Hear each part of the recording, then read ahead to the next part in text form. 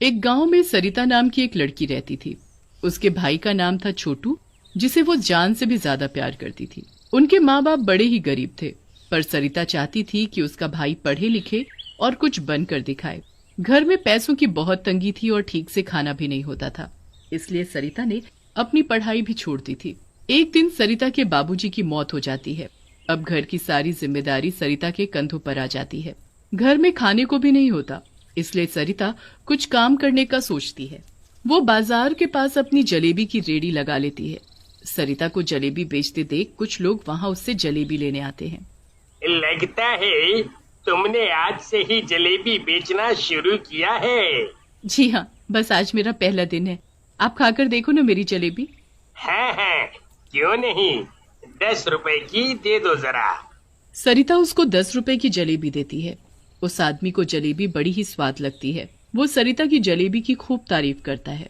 वाह, आह, वाह, वाह, सच में तुम्हारे हाथ की जलेबी बड़ी ही स्वाद है।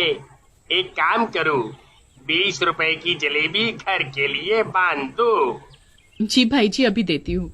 सरिता पूरे दिन जलेबी बेचती रहती है। लोगों को उसके हाथ की जलेबी बहुत पसंद आती है। पूरे दिन में सरिता की अच्छी कमाई हो जाती है। अब रात होने लगती है, इसलिए वो सब सामान समेट लेती है और थोड़ी सी जलेबी घर के लिए बनाकर रख लेती है। ये जलेबी मैं घर जाकर छोटू को दूंगी, उसे तो जलेबी बहुत पसंद है, वो बहुत खुश होगा। सरिता जलेबी लेकर घर के लिए निकल पड़ती है, पर रोड पर काम चलने की वजह से सरिता को एक घने बाग से होते हुए आना पड़ता है। अचानक बारिश होने लगती है, इसलिए सरिता एक बरगद के पेड़ के नीचे रुक जाती है। उस पेड़ पर एक चुड़ैल रहती है, जिसकी नाक तक जलेबी की खुशबू पहुंच जाती है। ये इतनी अच्छी मिठाई की खुशबू कहाँ से आ रही है? चुड़ैल नीचे देखती है तो सरिता बारिश में खड़ी होती है और खुशबू उसकी रेडी से आ रही होती है। आखिर ये इतनी अच्छी खुशबू है किस चीज की? चुड़ैल की नजर फिर लिफाफे पर जाती है। वो जादू से उस लिफाफे को नीचे गिरा देती है। जैसे ही सरिता बारिश कम होने पर वहाँ से निकल जाती है, वैसे ही चुड़ैल वो लिफाफा उठाकर उसमें से जलेबी खाना शुरू कर देती है। वो गपागप सारी जलेबी खत्म कर देती है। आहा, इतनी स्वाद जलेबी, मजा ही आ गया। घर जाकर छोटू सरिता से जलेबी मांगता है। सरिता पूरी रेडी देख लेती है, पर उसे कहीं जलेबी नहीं मिलती। उसे लगता है कि जलेबी कहीं बारिश में गिर गई है। अब रोज रास्ते में चुड़ैल सरिता की रेडी से जलेबी गायब कर देती थी। एक दिन छोटू अपनी बहन सरिता से गुस्सा हो गया। क्या हुआ छोटू, गुस्सा क्यों हो रही हो? आप मेरे लिए कभी जलेबी नहीं लाती और रोज एक ही बहाना मार देती हो कि पता नहीं जलेबी कहाँ गई। अरे रोज रोज ऐसा थोड़ी हो सकता है कि जलेबी गायब हो जाए। हाँ छोटू, ये तो मैं भी सोच रही हूँ, पर समझ ही नहीं आ रहा ये कैसे हो रहा है। मैं तो खुद परेशान हूँ, पर मैं सच बोल रही हूँ। कल मैं पक्का तुम्हारे लिए जलेबी लेकर आऊंगी। सरिता की बात पर छोटू यकीन ही नहीं करता। सरिता अगले दिन भी जलेबी बेचने निकल पड़ती है। उस दिन उसकी तबीयत काफी खराब होने लगती है, इसलिए वो थोड़ा जल्दी निकल पड़ती है। हमेशा की तरह चुड़ैल उसकी जलेबी गायब कर देती है और छोटू फिर गुस्सा हो जाता है। उस रात सरिता को तेज बुखार चढ़ जाता है। वो आग की तरह तप रही होती है और ठंड की वजह से कांपने लगती है। उसकी तबीयत इतनी खराब हो जाती है कि अगले दिन वो जलेबी बेचने भी नहीं जा पाती। तू अपना ध्यान रख बेटी, चिंता मत कर। उस रात चुड़ैल पेड़ पर बैठी रोज की तरह सरिता के आने का इंतजार कर रही थी, पर सरिता का कुछ अता पता नहीं था। कहाँ गई वो जलेबी वाली लड़की? इतनी देर हो गई, अब मैं जलेबी कैसे खाऊंगी? आखिर आज वो आई क्यों नहीं? चुड़ैल उस रात जलेबी खाए बिना ही रहती है। सरिता की तबीयत काफी खराब होती है, इसलिए अगले दिन भी वो काम पर नहीं जा पाती। अगले दिन भी चुड़ैल पूरी रात उसका इंतजार करती रह जाती है। ऐसे ही काफी दिन निकल जाते हैं। चुड़ैल उसी रात सरिता के घर पहुंच जाती है। वो खिड़की के बाहर खड़ी अंदर झांकती है तो देखती है कि सरिता बहुत बीमार है। मुझे लगा था मैं घर के हालात जलेबी बेचकर सुधार दूंगी, पर किस्मत ही खराब है। अरे ये लड़की तो बीमार है, बेचारी के घर के हालात कितने खराब है। मुझे ही इसकी मदद करनी चाहिए। अगली सुबह होने से पहले ही चुड़ैल सरिता के घर के बाहर आती है और उसकी रेड़ी लेकर गायब हो जाती है। उसके बाद वो सरिता के रूप में आकर जलेबी बनाना शुरू कर देती है। अरे बेटी, तुम्हें 3 दिन से यहाँ देखा नहीं था, कहाँ थी तुम? वो मैं थोड़ी बीमार थी, पर अब मैं बिल्कुल ठीक हूँ। बताओ ना आपको कितनी जलेबी दूं? मुझे तो 50 रुपए की जलेबी पैक कर दो। उसके बाद वो आदमी वहाँ से चला जाता है। चुड़ैल सरिता के रूप में पूरा दिन जलेबी बना बना कर ग्राहकों को बेचती रहती है और दूसरी तरफ सरिता की माँ रेडी के गायब होने पर बड़ी परेशान होती है। रात को चुड़ैल पूरी कमाई को रेडी में रखकर उस रेडी को सरिता के घर के सामने लाकर खड़ा करके चली जाती है। जैसे ही सरिता की माँ सूखे हुए कपड़े बाहर से उतारने बाहर जाती है तो उसे रेडी वहीं खड़ी मिलती है। सरिता, सरिता। हाँ माँ, क्या हुआ? तेरी रेडी तो यहीं खड़ी है और इसमें तो ढेर सारे पैसे भी रखे हैं। सरिता की माँ ढेर सारे पैसे सरिता को लाकर दिखाती है।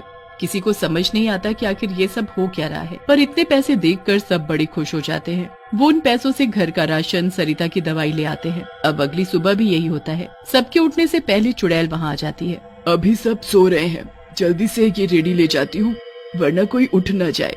चुड़ैल जल्दी से रेडी ले जाती है और भेस बदल कर जलेबी बनाना शुरू कर देती है। पिछले दिन की तरह ग्राहकों का आना शुरू हो जाता है। पूरा दिन खूब जलेबियाँ बिकती हैं और ढेर सारे पैसे इकट्ठे हो जाते हैं। पिछले दिन की तरह फिर से सरिता की माँ रेडी गायब देख परेशान होती है, पर मौका देखते ही रात को चुड़ैल रेडी में पैसे रखकर रेडी उनके घर के सामने खड़ी कर जाती है। अरे सरिता, आखिर ये हो क्या रहा है? वही तो मुझे भी समझ नहीं आ रहा।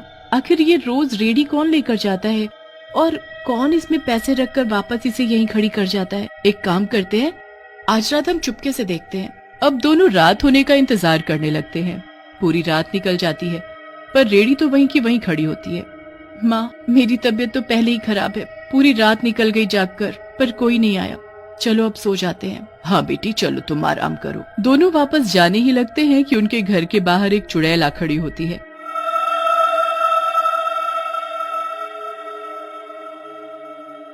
माँ, ये देखो चुड़ैल। हे भगवान, ये चुड़ैल यहाँ क्या कर रही है? चुड़ैल जल्दी से रेडी बाहर निकालती है और सरिता के रूप में आकर वहाँ से चली जाती है। माँ, ये चुड़ैल हमारी रेडी लेकर जाती है, पर ये करती क्या है? अब तो ये जाकर ही देखना पड़ेगा, तभी पता चलेगा। और देखो तो इसने तो तुम्हारा रूप लिया हुआ है। आखिर ये चाहती क्या है? सरिता की तबीयत खराब होने के कारण वो कुछ नहीं कर पाती और बस रोज सुबह होने से पहले उस चुड़ैल को रेडी ले जाते देखती है और रात को पैसों के साथ रेडी वापस लाकर खड़े करते देखती है। ऐसे ही काफी दिन निकल जाते हैं और एक दिन सरिता की तबीयत बिल्कुल ठीक हो जाती है, पर उसे समझ नहीं आता कि वो काम पर कैसे जाए, क्योंकि उसकी रेडी तो चुड़ैल ले गई होती है। सरिता अगली सुबह का इंतजार करती है और चुड़ैल जब रेडी लेकर जाती है तो वो उसका पीछा करती है। चुड़ैल सरिता के भेस में बिल्कुल वहीं जाकर खड़ी हो जाती है। वहाँ सरिता पहले जलेबी बेचती थी।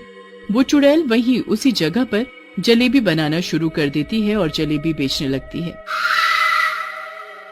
हे भगवान, ये चुड़ैल तो मेरी जगह खड़ी होकर जलेबी बेच रही थी। ये तो मेरी मदद कर रही थी, पर मेरी मदद क्यों कर रही थी? पूरा दिन सरिता वहीं खड़ी होकर उस चुड़ैल पर नजर रखती है। चुड़ैल रात को जलेबी बेचकर वापस आने लगती है। वो उस रास्ते से वापस आती है जहाँ से सरिता आया करती थी। थोड़ा आगे चलकर वो अपने चुड़ैल के रूप में आ जाती है। उसके बाद वो रेडी में रखी जलेबी खाने लगती है जो उसने अपने लिए बचा कर रखी होती है। लोगों को मेरे हाथ की जलेबी इतनी पसंद आती है, पर मुझे तो उस लड़की के हाथ की जलेबी ही अच्छी लगती थी। वो लड़की बीमार क्या हुई, उसके हाथ की जलेबी मिलना ही बंद हो गया।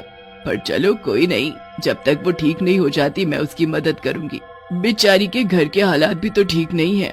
अच्छा, अब मैं समझी। वो रोज जलेबी गायब होकर कहाँ जाती थी और ये क्यों मेरी मदद कर रही है। सविता को अंदर से बड़ी खुशी होती है और वो घर जाकर अपनी माँ को सब बताती है। अब अगली सुबह चुड़ैल के आने से पहले ही सरिता रेडी लेकर निकल जाती है और जलेबी बेचना शुरू कर देती है। चुड़ैल को बड़ी हैरानी होती है कि रेडी कहाँ चली गई, पर रेडी पर तो सविता जलेबियां बना रही होती है। चुड़ैल उदास होकर अपने पेड़ पर जाकर बैठ जाती है।